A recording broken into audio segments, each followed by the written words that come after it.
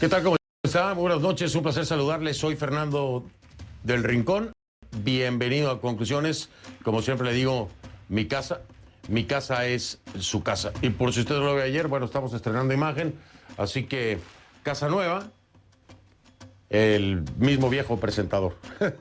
Pero bienvenido, por lo menos le refrescamos la pantalla. Esta noche, como ya le hemos estado adelantando en el transcurso del día en los diferentes programas, en los diferentes espacios de CNN y a través de las plataformas digitales, tuve una entrevista sumamente interesante con el líder opositor Leopoldo López el día de ayer aquí en la ciudad de Miami. En el peor o uno de los peores momentos, creo yo que es el peor, pero algunos dirán que no. Pero uno de los peores momentos definitivamente de la oposición, donde se encuentran en una crisis de credibilidad, en una crisis de liderazgo, entre la espada y la pared y una amplia crítica por este intento de negociación. Y Leopoldo López está claro. Hay otros temas además como la transparencia en el manejo del dinero, en esto que ellos llaman la protección de los activos de Venezuela, particularmente en el caso de una empresa de fertilizantes que se encuentra ubicada en Colombia, que es Monómeros. Y en esta ocasión, pues la suerte no le favorece tanto al Leopoldo López, que en algún momento fue icónico y que era la figura de la esperanza para los venezolanos. La gran pregunta era, Leopoldo, ¿se ha terminado el liderazgo? ¿Se acabó el liderazgo? No solo el de Leopoldo López, también el de Juan Guaidó. Leopoldo tiene su respuesta, pero sin duda alguna creo que después de la entrevista que le hice vía telefónica cuando se encontraba en Ramo Verde, tal vez esta sea la segunda más difícil, al menos en lo que a mí respecta, y seguramente también para Leopoldo López. Había que apretar y se apretó. Lo único que sí le digo, gracias Leopoldo por tu apertura y gracias por entender que soy el portavoz simple y sencillamente de todo lo que hoy los venezolanos reclaman. Escúchala.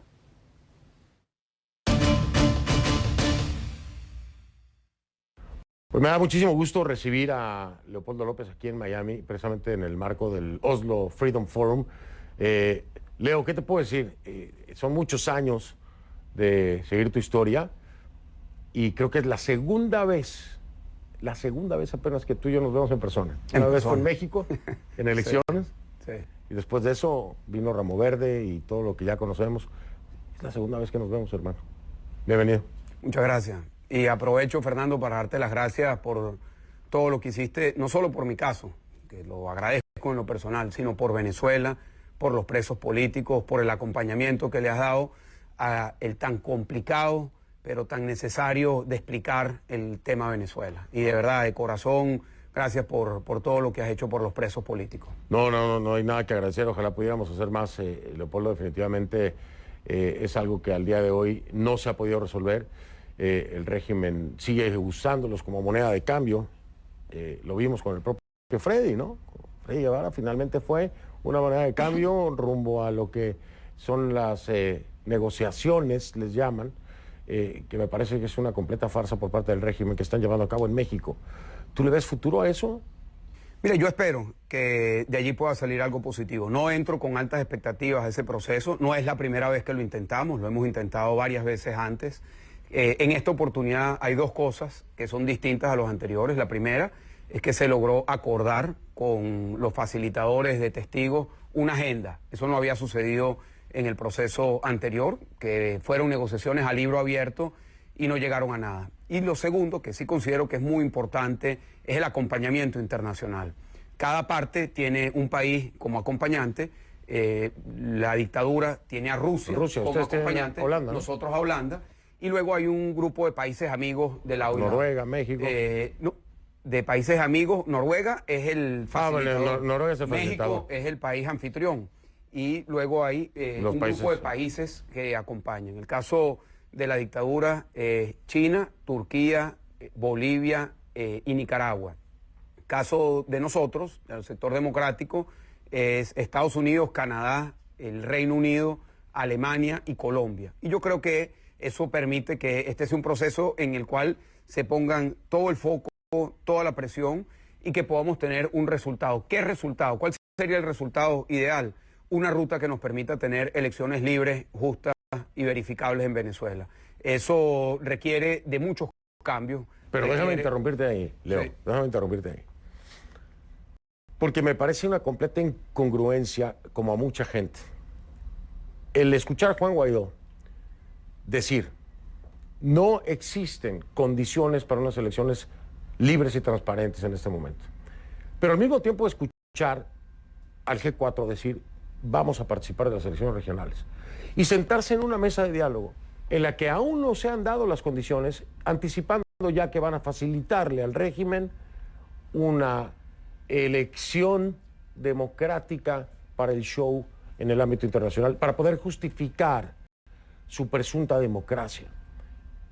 Tú me lo estás diciendo, ese debería ser el resultado, pero si de entrada ya se participa aún sin las condiciones, es completamente ilógico y absurdo llegar a sentarse y decir que vas a participar cuando todavía no logras el cometido. ¿No te parece?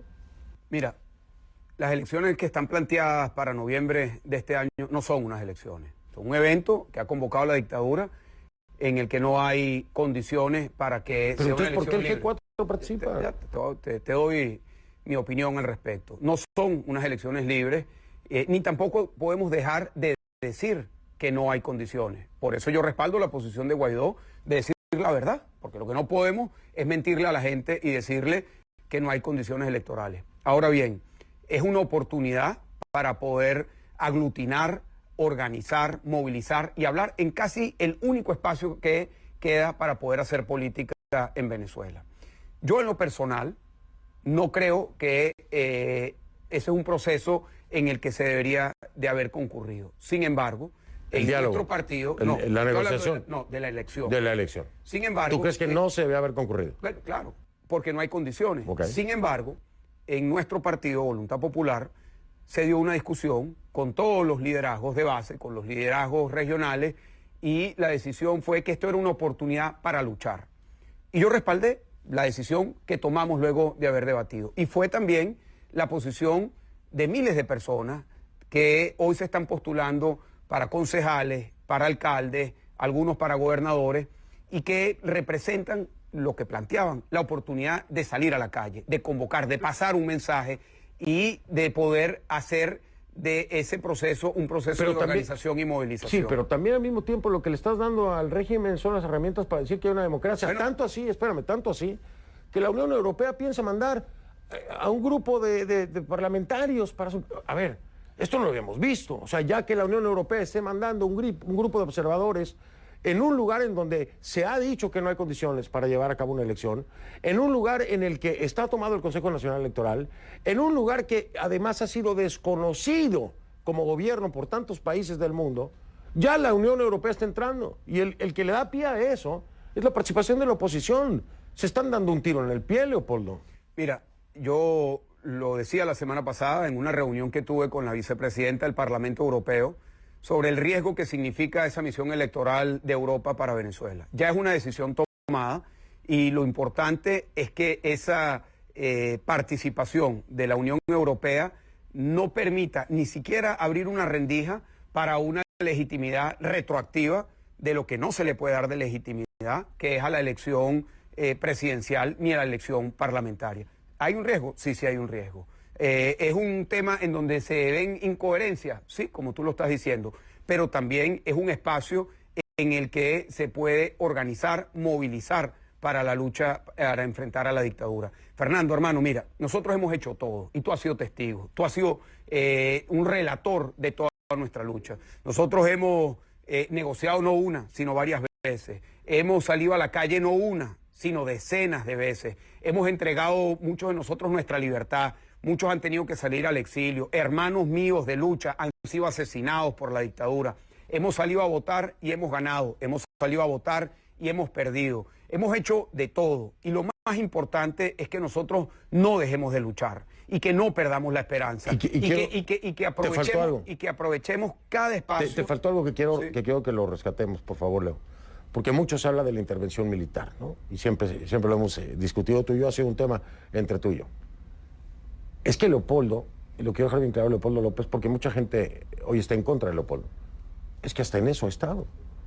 Ese intento fallido de levantamiento que se dio, ahí estuviste, y arriesgaste la vida, y hubo disparos, y era enfrentarse precisamente contra los militares, correcto. Ese es el único movimiento militar que ha habido desde que esto se ha dado. No ha sido Estados Unidos, no ha sido ningún otro país, no ha sido organizado por nadie más. Tú estuviste ahí. ¿Cómo es posible hoy, Leopoldo, que pretendan empezar a recibirte aquí mismo en Miami con protestas en contra tuya? Después de haber sido el ícono que fuiste de la esperanza y la posible libertad de Venezuela con tu entrega, con imágenes increíbles que yo creo que no se van a repetir, irrepetibles para mí, desde mi punto de vista, no como un fanático, sino como un periodista que presenció esa historia. Después de haber pasado por Ramo Verde, ya esta sería la segunda vez en donde va a haber un grupo de personas que quiere ir en contra de Leopoldo López y te señalan como colaboracionista. ¿Cómo podemos entender eso? Mira, Fernando, yo primero respeto la posición que pueda tener cualquier persona de protestar. Ahora bien, también yo puedo responder. Que me digan que soy un colaboracionista de la dictadura, yo creo que es jalar un poco las cosas. Yo creo que queda claro para los venezolanos y para quienes siguen el tema de Venezuela que siempre he estado enfrentado a la dictadura. Ese es el adversario a derrotar, ese es el enemigo que tenemos todos los venezolanos, la dictadura de Nicolás Maduro, que nos ha traído a la miseria, el hambre y el dolor que estamos sufriendo los venezolanos. Fíjate que a nosotros nos atacan de todos los frentes. La dictadura dice que soy un terrorista y hay un grupo de personas que dicen que somos colaboracionistas. Eso me recuerda a mí, a una persona que a mí me inspiró para meterme en la política. Fue Rómulo Betancourt. Rómulo Betancourt, cuando comienza el proceso democrático en Venezuela, en el año 1958, tuvo que enfrentar a Trujillo, el dictador dominicano, que le hizo un atentado para matarlo. Y ese mismo año tuvo que enfrentar a Fidel Castro, que organizó una invasión a Venezuela. Nosotros estamos muchas veces enfrentados a extremos y lo que nos corresponde es unificarnos en una ruta que nos permita avanzar, en una ruta que nos permita abrir caminos donde otros no los ven. Pero entonces... Sí, y ha sido un escenario en donde ha habido mucha frustración y yo entiendo y comparto la frustración, hermano, porque yo no puedo estar hoy en mi país, como millones de personas que no pueden estar en su país. Tengo a mi familia dividida, como la tienen millones de venezolanos. Quisiera que ya estuviésemos en democracia, en el camino hacia el bienestar de todos los venezolanos, pero no ha sido así. Ahora, tenemos dos alternativas. Tenemos la alternativa de rendirnos y arrodillarnos ante las circunstancias y empezar en una guerra de culpas, a ver de quién es la culpa de que Maduro siga en el poder, o podemos seguir en la lucha con humildad, reconociendo los errores, con visión estratégica, viendo cómo podemos hacer las cosas mejor, pero siempre avanzando. Me buscando... parece completamente lógico y coherente, Leo. Me parece lógico y coherente. Pero me hablas de una unificación que hoy por hoy es completamente cuestionable y que la gente deja de creer y por eso piensa que son colaboracionistas. Y te pongo el ejemplo más reciente. Julio Borges, primero justicia. Cuando ustedes están en el medio de una negociación en México con el régimen de Maduro, Julio Borges sale a desacreditar a Juan Guaidó, sale prácticamente a romper el reconocimiento a Juan Guaidó, porque dice que lo que se está haciendo, lo voy a parafrasear, bueno, no me acuerdo exactamente de su cita, pero habla prácticamente de que se han distraído tratando de administrar empresas en lugar de seguir con el único objetivo. Y yo digo, ¿esa es la unión? Esa es parte del movimiento inicial. Es más, tiene una función Julio Borges dentro del el gabinete de Juan Guaidó. Y Juan Guaidó hace esto en este momento. ¿De qué uno me estás hablando? Les está dando un palo en la cabeza. Sí, y yo la verdad es que esa decisión de haber sacado ese comunicado en esos términos, atacando a Guaidó en el momento en el que lo hacen, yo no lo entiendo. Y creo que Julio y su partido tienen que darle una explicación a los venezolanos. Pero creo que entrar en una discusión de dimes y diretes, sacar nosotros un comunicado y entrar en esa pelea entre unos y otros, no nos va a llegar a ninguna parte. Yo no sé cuáles son sus motivaciones. Creo que las tiene que explicar, porque es sospechoso la manera como ha venido actuando. Pero a pesar de todo eso, nosotros tenemos que evitar entrar en ese conflicto que es en donde nos quiere meter la dictadura. Mira, la dictadura, y eso pasa no solo en Venezuela, en Nicaragua, ha sido muy evidente. Y en todos los lugares en donde hay sistemas autoritarios buscan dividir. siempre dividir. Y en el caso de Venezuela, utilizan la estrategia de Pablo Escobar, plata o plomo. Buscan dividirnos creando amenazas o ofreciendo algún tipo de beneficio, algún tipo de tranquilidad. Y ese es el principal enemigo que nosotros tenemos, la división. Ahora, ¿cómo planteamos la unión? Sí, esa es una discusión que hay que dar. ¿Es la unión que tenemos en estos momentos suficiente? ¿Es la ideal para dar esta lucha? Yo creo que hay que revisarla. Yo creo que tenemos que buscar cómo incorporar a personas que hoy no están en un espacio unitario, que no estamos todos juntos. ¿De qué me hablas? Bueno, De María Corina Machado, Antonio Ledesma, Diego Arria. Y muchos otros. Pero esas voces tienen un peso muy importante. Claro que la tienen. ¿Las están escuchando? Claro que tienen una voz muy importante. ¿Las están escuchando? Bueno, yo por lo menos les tengo mucho respeto y los escucho. Y yo creo que hay que buscar unificar, no solo ellos. Mira, pero es que Leo, a ver, es que Leo, vamos por partes. Tenemos este grupo de oposición, y yo lo digo, tú me conoces, que soy muy claro, muy frontal, yo lo digo en el programa y lo digo siempre, una parte de la oposición venezolana está tratando de negociar con el régimen. ¿Y por qué digo una parte? Porque hay otras partes muy importantes, que son tal vez completamente opuestas y radicales a la propuesta que ustedes tienen. Pues estoy hablando de María Corina, estoy hablando de Antonio Ledesma, estoy hablando de Diego Arria, están completamente en desacuerdo. No se está viendo representado.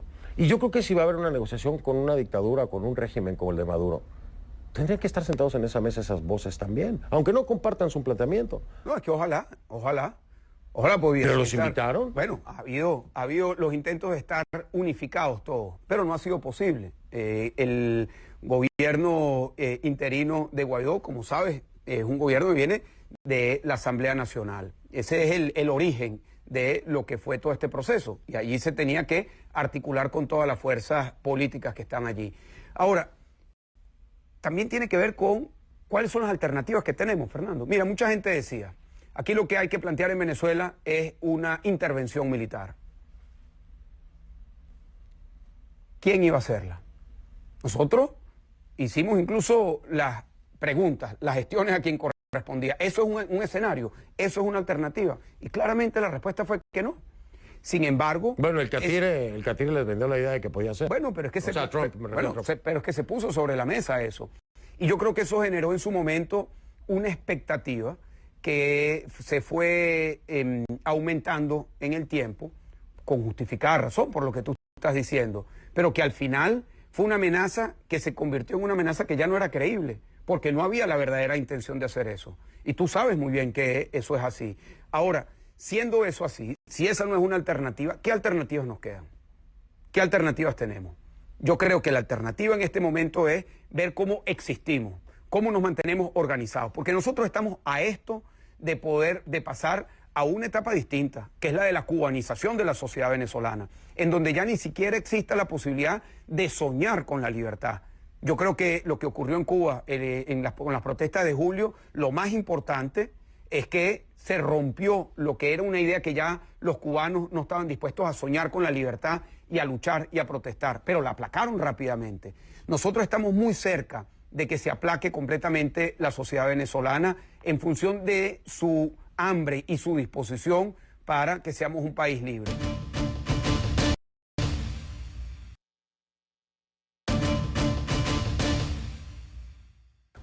¿Cuáles son los errores que cometieron que hoy puedes reconocer aquí? Que hoy les puedes decir a los venezolanos abiertamente y con transparencia, Leo. Nos equivocamos en esto y en esto. Mira, yo creo que cuando planteamos el ingreso de la ayuda humanitaria, ahí se creó una tremenda expectativa. Tú estabas allí. Y quizás el nivel de expectativa que se generó de que iba a entrar la ayuda humanitaria es algo que lo hemos podido haber manejado distinto. Estoy hablando en el año 2019. Creo que hemos podido tener una política comunicacional mucho más asertiva, mucho más clara de la que hemos tenido. Creo también que hemos podido haber articulado con otros sectores y haber hecho mayor hincapié en sumar a distintas voces, a distintos movimientos en todo este esfuerzo que hemos venido impulsando con la legitimidad de Juan Guaidó. Creo que esos son algunos de los que hemos cometido. Ahora, fíjate, siguiendo en esto de los errores. Leo, cuando veo el resultado de la primera reunión y el seguimiento de la misma, de estas negociaciones en México. Yo leo el documento y trato de encontrar algún beneficio para la oposición en ese documento. Y yo lo que veo es una persecución constante de la meta por parte del régimen de lograr que se le devuelvan los activos, ¿no? Eso es a mí me queda claro, y al que no le queda claro está muy mal. Lo que quiere el régimen es que liberen los activos y quiere recuperar activos, ¿no? Eso es todo. Y eso es lo que viene ahí. Se los disfrazan a la oposición, se lo disfrazan como un programa para recuperar a la salud en el país, etcétera. Pero claro, todo eso, ¿cómo lo vamos a lograr con plata? ¿Y esa plata de dónde viene? De que me levanten las sanciones. Y el gobierno de Biden ya acaba diciendo que acarician la posibilidad de flexibilizar las sanciones si se ve una mejoría en la democracia. Perdón, Leo, les están dando a tole con el dedo. Les están dando a tole con el dedo. Porque yo no vi un solo punto ahí que me dijera, la oposición está ganando, están avanzando, están logrando un punto. Ya había algo de la liberación de presos políticos, ya había algo de las elecciones. Los documentos van enfocados a una recuperación del país basado en que les liberen los activos y que les levanten las sanciones y que entonces pueda tener dinero el régimen para hacerlo en coordinación. Y siguen ustedes en la negociación. Y después viene la payasada esta de Alex Saab. Y después las declaraciones de Maduro burlándose del propio Juan Guaidó. Eso es negociar. ¿Se puede negociar con eso? ¿Se puede negociar con alguien que les quiere sacar la plata, que ya está casi que convenciendo al gobierno de Biden de hacerlo, y que ustedes no han obtenido un beneficio concreto, claro, puntual, en un documento donde yo ya pueda decir que hay un avance? Mira, Fernando, la manera como tú lo planteas indica precisamente que el reconocimiento a Guaidó y el hecho de que exista Juan Guaidó como presidente legítimo en el cual se deposita la legitimidad de la presidencia en Venezuela, con todos los otros temas que puede estar alrededor, pero el solo hecho de que existe Juan Guaidó permite que esa discusión se pueda dar en esos términos. Yo creo que no se pueden ni se deben de flexibilizar los mecanismos para que la dictadura pueda acceder a esos activos. Y creo que eso es lo que va a permitir que podamos tener una ruta, y sí lo ha dicho la administración Biden, que no habrá flexibilidad, yo espero que eso sea así, de las sanciones si no hay un camino certero hacia unas elecciones presidenciales libres, justas y verificables. Bueno, esas son las herramientas que tenemos. Las herramientas que se tienen son la presión que se pueda generar por las sanciones y el hecho de que existe la legitimidad de Juan Guaidó que controla unos activos importantes. Quiero decir lo siguiente, que no es que controla, que los administra directamente. Eso no hay disposición de esos recursos. Son recursos que están en Inglaterra, hay una parte de esos recursos. Lo otro de lo que habla Maduro es acceso a unos eventuales recursos que podrían llegar de parte del Fondo Monetario Internacional. Que por cierto no saben si ya les llegó o no, porque hubo un incremento ahí importantísimo del ahorro del Estado, ¿no? Del régimen de Maduro, que hasta ahora en la cuenta no saben de dónde se duplicó el número, tú lo sabes. Sí, no creo que haya sido del Fondo Monetario, pero en todo caso el hecho de que exista esta discusión le da relevancia y le da peso al proceso de negociación. Una de las herramientas que me dices que hay, efectivamente, es el dinero de los venezolanos. Estamos hablando de Citgo, estamos hablando de, etcétera, de todos los activos que tiene, ¿no? Y entonces hay que voltear a ver el caso de Monómeros, ¿no? En Colombia. ¿Qué pasa? A ver, se tienen los activos y se están manejando mal. Se están manejando mal porque Colombia va a tener que meterse, bueno, ya dijeron que se van a meter, porque Monómeros prácticamente necesita un relanzamiento porque está casi que reventado, ¿no? Eso estaba a cargo de la oposición. El manejo de Monómeros estaba a cargo de la oposición. Ahora lo está tratando de reclamar de nueva cuenta el régimen y dicen que es una vendetta de Iván Duque, no sé qué sea. Pero la realidad es que Monómeros lo estaba manejando, ¿quién? La oposición.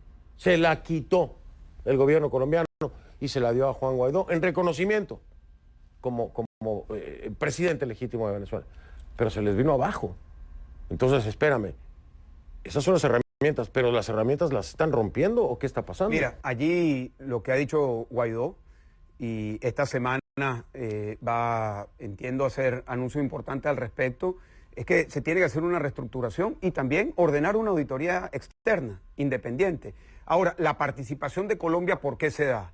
Por el temor de que... No, les impacta directamente. Por el temor de que la dictadura vaya a asumir control de y les impacta también, son fertilizantes. Claro. Entonces, por eso es que el presidente Duque ha prendido las alarmas, porque ha sido Maduro el que ha dicho que le van a regresar a esa empresa. Y ha sido muy claro el presidente Duque que eso no es un escenario posible, porque eso pondría en riesgo, y tiene absolutamente toda la razón, la seguridad alimentaria de Colombia, porque esa empresa produce el 30% de fertilizantes para el agro colombiano. Esa es la verdadera razón por la que se tiene que proteger ese activo. Y si hay que hacer cambios dentro de la gerencia, que se hagan.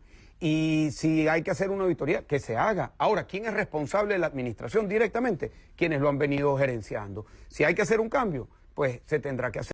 Si se tiene que cambiar la directiva, que se cambie y cada quien que asuma su responsabilidad. Yo creo que eso es lo más transparente y creo que esto es una oportunidad incluso para seleccionar a la directiva y a los gerentes en un mecanismo que genere un concurso en donde puedan participar las personas con todas las credenciales. Leo, ¿de dónde sale la plata para todos ustedes? ¿De dónde sale la plata para mantener a Juan Guaidó? ¿De dónde sale la plata para Leopoldo López? ¿De dónde sale la plata? ¿Por qué te lo pregunto?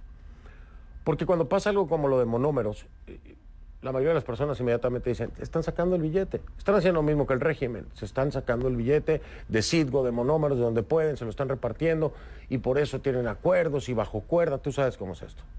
Entonces yo digo, bueno, ahí está la gente que siempre me escribe y me pregunta, bueno, Leo, ¿de dónde sale la plata? ¿De dónde están sacando la plata ustedes para subsistir como oposición? Mira, ahí en lo personal, pues yo he sido atacado siempre desde que he estado en la política de venir de una familia que ha tenido recursos. Siempre ha sido una línea de ataque.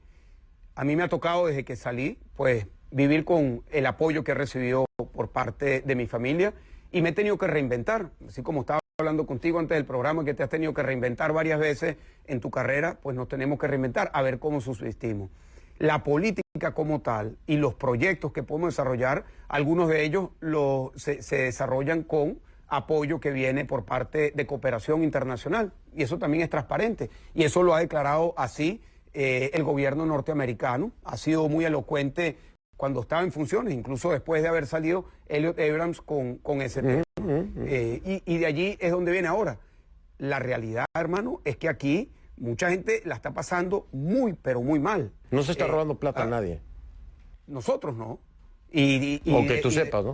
O que tú sepas. Bueno, como te estoy diciendo, tú me estás preguntando a mí. Te estoy diciendo que no, absolutamente no. No, y en términos generales, como oposición, por ejemplo. Bueno, yo no conozco un hecho concreto que se diga, mira, allí hay un hecho concreto en donde hubo dolo. No lo conozco. Es válido. Y esto que te estoy diciendo lo ha dicho tal cual, casi con las mismas palabras, también el gobierno norteamericano cuando les preguntaron, que no hay hechos en donde se pueda señalar que ha habido dolo, que ha habido robo de dinero. Ahora bien, es un inmenso desafío que tenemos, un inmenso desafío, porque la dictadura sigue teniendo mucho dinero, para la política sigue teniendo mucho dinero y nosotros evidentemente estamos en una situación para mantener la movilización, la organización cada vez más precaria.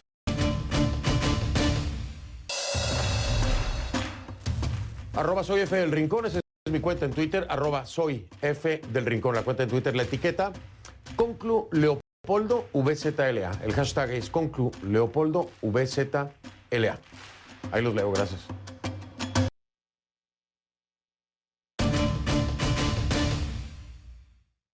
Esta pregunta va a ser muy complicada de responder, esta y la que sigue.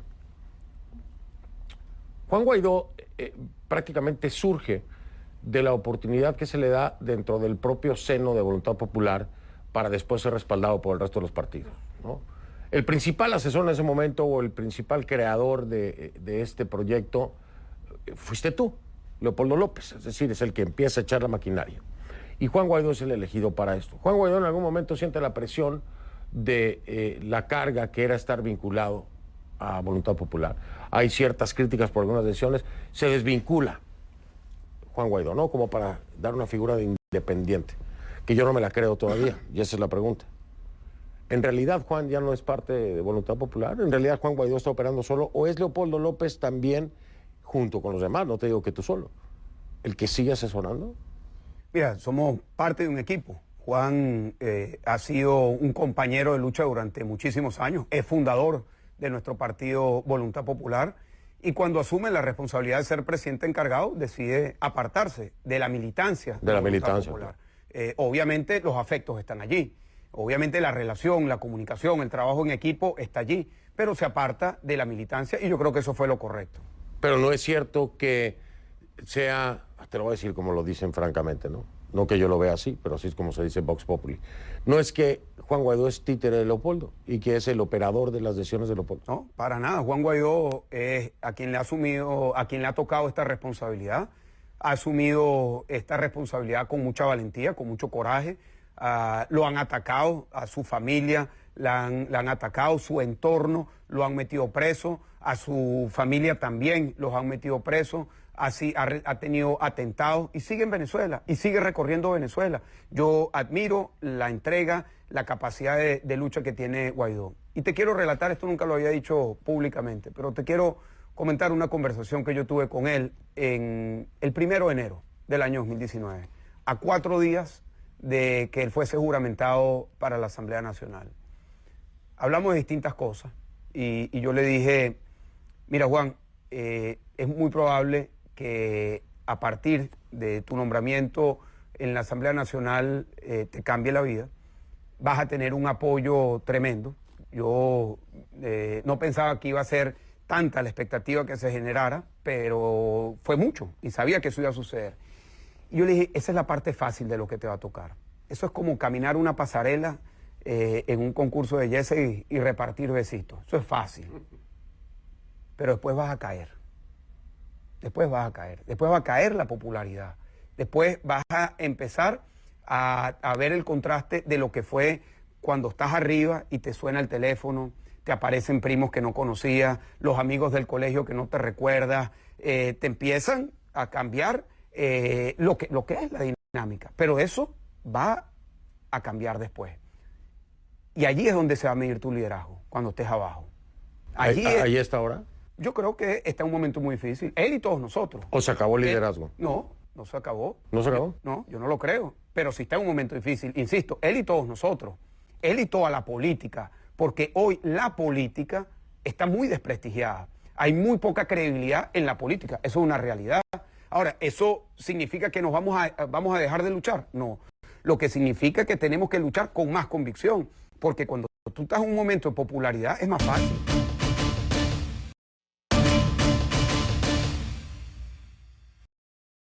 ¿Te arrepientes de haberte ido de Venezuela?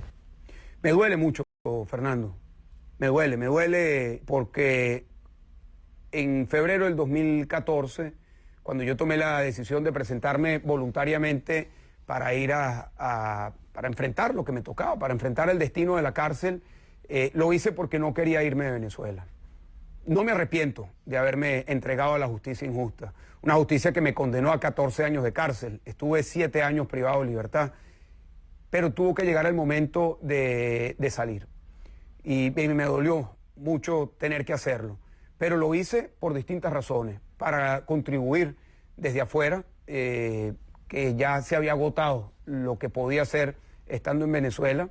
Y también, hermano, por mi familia. Mi madre estaba en una situación muy, muy delicada.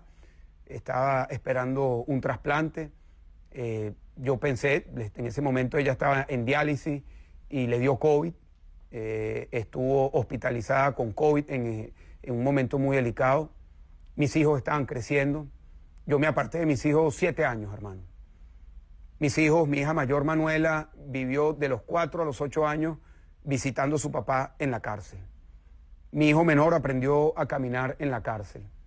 Y yo a mi familia también le debía estar con ellos, porque el tiempo pasa y si no compartía con mis hijos su niñez, pues de alguna u otra manera iban a ser huérfanos de padre y eso pues tampoco quería que ellos pagaran esa factura. Y también, por supuesto, desde afuera estoy convencido que puedo contribuir más y sobre todo en un momento como este. Es un momento difícil, es un momento en donde estamos abajo, en un momento en donde hay que pararse. Leo, Mira, Fernando. te perdiste mucho de tus hijos. Sí, me perdí mucho. ¿Duele? Sí, duele. Sí, duele, hermano. Mira. ¿Valió la pena? Yo creo que sí. Yo creo que sí. ¿Lo volverías a hacer? ¿Volverías a perderte los años de...? Bueno, yo volvería a enfrentarme a la dictadura como lo hice y volvería Aunque perdiera los años de vida con Bueno, sus... porque yo creo que por lo menos mis hijos tienen un compromiso de saber lo que significa una lucha por un ideal que importa y que tiene significado, como es la libertad. ¿Lo entienden ellos hoy? Bueno, yo creo que sí. Te echo un cuento. Cuando yo estaba creciendo, como toda la familia, bueno, no teníamos los almuerzos los domingos. Y siempre se hablaba mucho de lo que eran los tiempos de la dictadura. Mi familia siempre estuvo enfrentada a las dictaduras, a la de Juan Vicente Gómez y a la de Pérez Jiménez. Y había una historia que a mí me impactaba mucho. Era la de mi bisabuelo Eudoro López. Él estuvo preso 17 años, entre preso y el exilio. Y mi bisabuela, Rafaela, se tuvo que llevar a sus hijos a la Nueva York de principios de siglo, del siglo pasado, y educó a sus hijos montando una pensión y reinventándose completamente. Mi abuelo fue a la Universidad de Columbia, fue uno de los primeros médicos graduados de la Universidad de Columbia, su hermano también, su otro hermano fue a la Universidad de MIT y fue el primer ingeniero geólogo de Venezuela, que luego fundó la cátedra en la Universidad Central de Venezuela, y todo eso a punta de trabajo, pero estuvieron separados de su padre por muchos años. Y de todas las historias que contaban, esa es la historia que a mí más me impactaba, porque a mí no me cabía en la cabeza que alguien pudiese estar preso por sus ideas. Yo crecí en la Venezuela de los años 70, la Venezuela próspera, la Venezuela democrática, éramos una isla de democracia. Y a mí no me cabía en la cabeza que por tus ideas, por luchar por la libertad, pudiese terminar preso. Y cuando me tocó enfrentar esa situación, me acordé, la tenía muy presente esa historia. Y esa historia me acompañó y me ayudó. Y te cuento esto porque yo creo que la historia de lo que nos ha tocado vivir, que no ha sido fácil, va a ayudar a mis hijos a ser personas más fuertes, a ser personas más sensibles, a ser personas más comprometidas con las ideas y a estar dispuestos a tomar riesgos.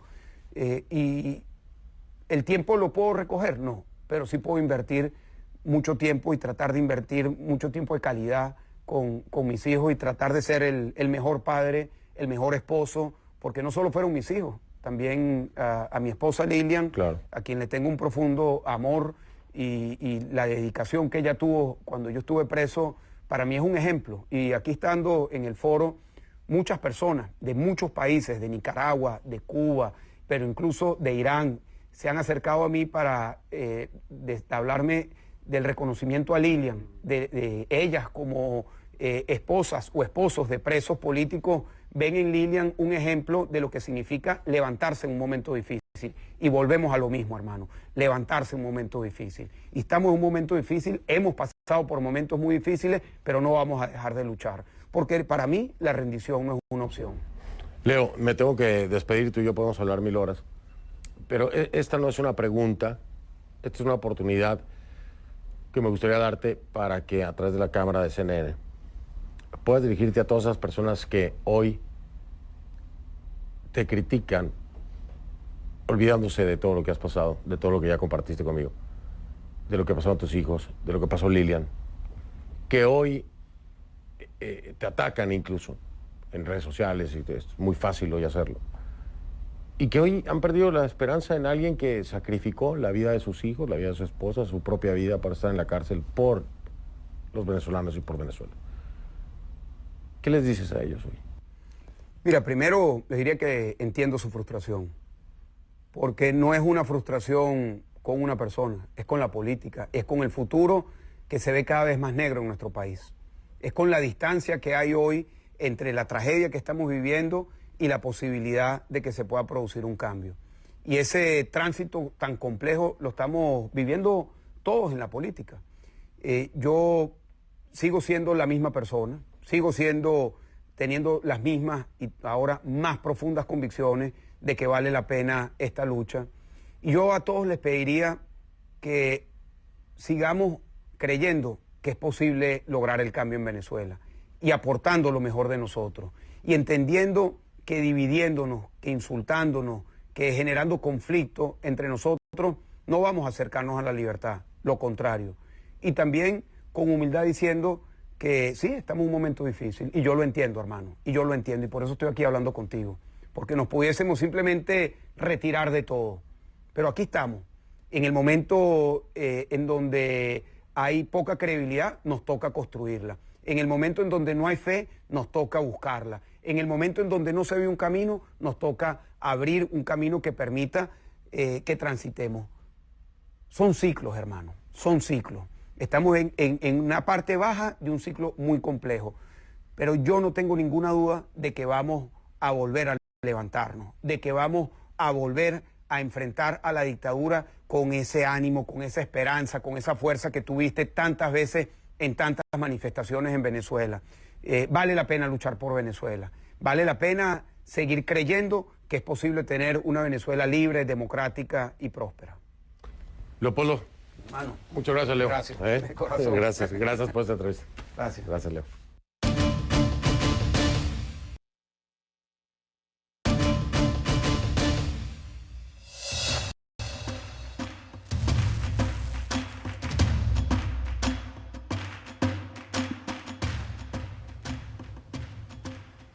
Bueno, soy Fernando del Rincón, solo me despido de usted. Si no lo vio en conclusiones, no lo vio.